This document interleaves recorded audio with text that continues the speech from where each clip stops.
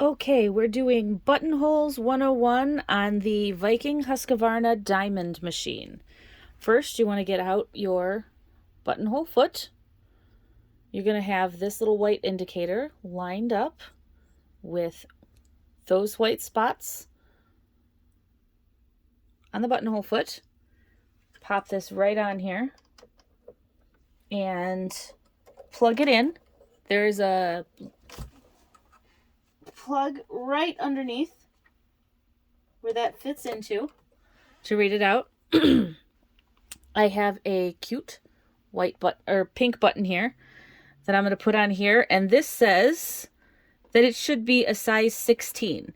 If you look down here, way down at the bottom of your machine, let's see if I can get the camera a little closer to it. You can see that that is touching the 16 line. That is your indicator. Then you're going to look at your display unit over here. Moving the camera just a little bit more. I have selected number 7 over here. That gives us all of our buttonholes that are already preloaded. I particularly like buttonhole number 2. It's easy. I'm going to tell it I need it to be on size 16. So hopefully you see right in here, this is where I change the size of it. I do have it set for an appropriate fabric. Right now, I have some terry cloth that's very handy, so I'm just using terry cloth as mine. You are going to want to start with a scrap of whatever it is you're using. If you have 2 layers of satin and 2 layers of interfacing, that's what you put under your needle. If you have 4 layers of satin and 4 layers of interfacing, that's what you're putting under your needle.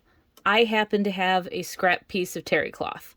Always use scrap first, just in case. I'm going to start by putting this down. I'm also using a purple thread so you can see it easier. I'm going to tell it to go ahead and start, and then I'm going to let it go. Because the machine is going to do the work. All you're doing is watching to make sure that it doesn't have a problem here. Notice that it goes backwards first. I should have at least a little bit of interfacing underneath this terry cloth, and for the sake of doing up a quick video for you, I don't. We'll notice that it didn't cut my bottom thread this time, which is fine. You'll see you have a buttonhole, and terry cloth is not usually what you want to put a buttonhole in, so this is a little rough. That, and I did not have any interfacing on there.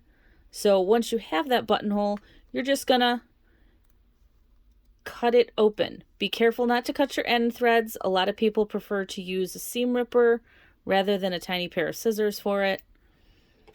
And then once you have your opening cut in your scrap cloth, you're going to take your button and make sure it fits through. If it doesn't fit through, you need to go up a size.